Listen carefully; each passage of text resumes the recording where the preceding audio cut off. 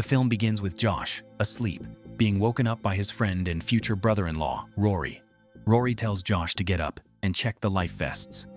After saying this, Rory goes back to his safety duties while Josh talks to his fiancée, Tina. While they're talking, a man swimming is suddenly pulled underwater, leaving behind a pool of blood. A lifeguard on a higher vantage point sees this and shouts, "There's a shark!" Everyone quickly runs away. Josh sees this and quickly jet skis out to sea, shouting to Rory about the shark. But Rory doesn't hear him. Just as Rory is wondering what Josh is shouting, the shark suddenly lunges at Rory, causing him to fall into the water. Josh quickly runs to grab him, but just as he's relieved to have his hand, the shark powerfully pulls Rory down. Unable to do anything but scream in agony. Time passed, and Josh was no longer a lifeguard. Besides that, he and Tina had broken up. He didn't know where she went. Now Josh worked at a supermarket. While working, he suddenly saw Tina and Steven holding hands. Before he could say anything, the manager appeared, telling Josh to go wash his face because he looked sleepy. Meanwhile, a girl appeared. She was Jaime, a professional shoplifter, caught red-handed by security. She ran away, but ran into her boyfriend who worked there. They were kissing when the security guard and manager came in and demanded to check her jacket pockets. Ryan saw this and said they should deduct the money from his salary. The manager immediately fired him. A short while later, the police arrived to handle the situation. Surprisingly, the police officer was Jaime's father, Todd. He tried to convince his daughter not to steal anymore, saying her mother would be very upset if she found out. Jaime not only ignored him, but also told him to go away. Having exhausted all other options, Todd was about to take his daughter home when he saw a man with a gun enter the supermarket, so he pulled out his own gun and followed. Just as he suspected, the manager was immediately subdued. Todd tried to intervene, but another man appeared. He took civilians hostage. Josh, hearing the commotion, ran out to see what was happening. Surprisingly, the person being held hostage was Tina. While they were wondering what to do, the ground suddenly shook. Outside, the sea receded and then surged ashore, creating a tsunami. It destroyed everything in its path. The group of people struggling in the supermarket were also swept away by the water. Later, when the water level stabilized, everyone woke up. Josh quickly searched for and helped the lucky survivors. Fortunately, Tina was also unharmed. After settling down, everyone suggested they leave quickly because another wave might come. The problem was that some couldn't leave. Todd was injured and had lost his ability to swim. Josh told everyone to go ahead, and he would stay to take care of him. Once they successfully got out, they should call for help. Some people stayed behind, while others jumped into the water and swam towards the exit, looking for a way out. But at that moment, Josh noticed something strange underwater. Upon closer inspection, he realized it was a shark fin. At the same time, Tina and Steven were also underwater, and he shouted for them to swim to shore immediately. Steven didn't understand, but Tina immediately knew something was wrong. Underwater, the shark also heard the commotion and quickly lunged to attack. Luckily for Steven and Tina, the shark didn't choose them as its unfortunate prey. It had chosen another target. He struggled underwater for a few seconds before disappearing. Everyone on shore asked what was happening. Only Tina and Josh knew they were in grave danger. It was a great white shark, about 6 feet long. Suddenly, the ground shook and a dangling electrical wire fell out. If the water level rose, it would electrocute everyone. Todd asked where the circuit breaker was, and Josh replied that it was in the shed. But how were they going to crawl down there? At this point, Josh offered to wade down and turn off the circuit breaker. But Tina disagreed because Josh's hand was injured and bleeding. Wading down would only attract the shark. Steven decided to take a risk. He would be the one to go down and turn off the circuit breaker. Soon after, he was equipped with protective gear and a snorkel.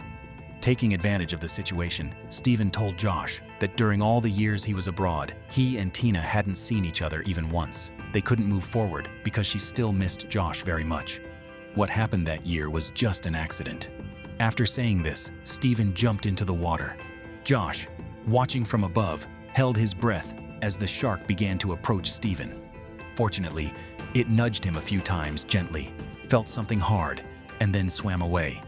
So he safely made his way to the warehouse, step by step. But then something happened. Because the snorkel, made from a washing machine hose, had a limited length, It reached its limit just as he was about to reach the circuit breaker. Steven didn't think twice and removed the snorkel and proceeded to flip the switch. But in doing so, he died instantly because his armor was so bulky and heavy that he couldn't surface. Up above, everyone was saddened by this, but they couldn't just mourn him while they met their own demise. They came up with an idea. They would use a rope, throwing one end through the ventilation shaft to help someone climb up.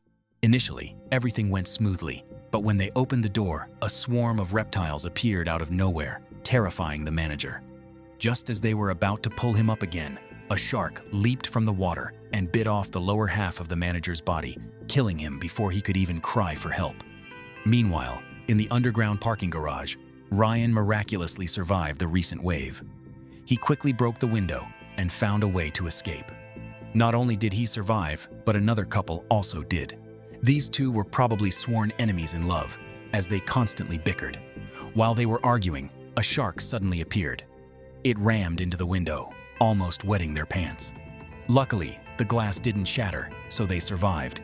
But then it rammed again, completely cracking the other side of the window. Kyle yelled at Ryan, "Save us!" Ryan heard this and said he would use bait to lure it. The other two should take that opportunity to swim past the other car.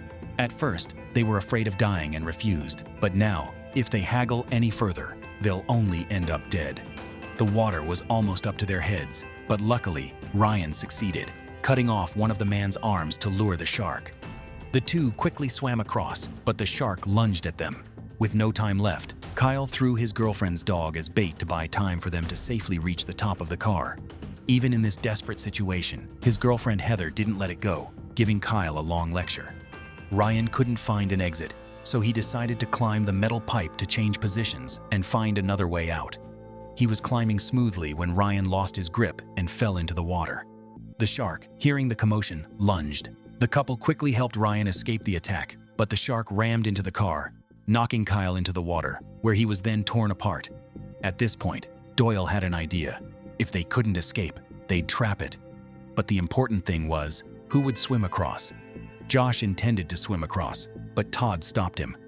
His leg was injured, so his chances of survival were very low. Todd hoped Josh would look after his daughter, but before he could jump in, Jamie did. Everyone was panicking, wondering why she was so reckless. Tina stood at the other end, paddling the water to buy her time. Luckily, Jamie managed to climb ashore just in time. She even used a meat tenderizer to hit the shark's mouth, causing it to leave. Then, Jamie successfully retrieved the hook and the piece of meat and returned. Josh tied the rope to the shelf and started casting it down. But strangely, the shark didn't bite. Kirby didn't think of a way to lure the shark. He intended to use a live person to catch it. He had killed someone during a robbery, which annoyed Doyle. So, Doyle stabbed Kirby and grabbed him. Doyle said if Kirby wanted a live person, he'd grant his wish. The noise and smell of blood attracted the shark, which quickly bit Kirby to death and became entangled in the hook. Down below, Heather's dog was miraculously still alive. Ryan, being clever, had tapped on a metal pipe to signal for help. Jaime argued that it was her boyfriend calling for help. So she went, and Todd once again asked Josh to look after his daughter. As soon as they got down, they heard the other two shouting that there was a shark. Luckily, they managed to get on top of the car in time. Coincidentally, it was Todd's car. Jaime said there were guns in the trunk, so she distracted the shark while Josh went to get the guns. He retrieved a taser and a shotgun, so he jumped down to hunt it. The shark lunged. It was hit by a shotgun blast. The shark died instantly. Then everyone went back up. Doyle looked around and realized the exit was blocked. He had an idea. He would use the electricity to detonate the car and clear the way. But at that moment, the shark had escaped from the hook. Josh saw this and shouted that the shark had gotten away. Doyle grabbed the electrical wire and climbed up, narrowly escaping. Josh tried to jump down to hunt it, but the shotgun malfunctioned. Suddenly, the ground shook violently, destroying Josh's foothold. He quickly jumped onto a steel pipe to dodge the shark's bite. Then he used the taser to attack it, temporarily incapacitating it. Doyle seized the opportunity to flip the switch, successfully activating the explosion and killing the shark. The whole group helped each other escape from the place. The movie ends here. Thanks for watching and see you in the next video.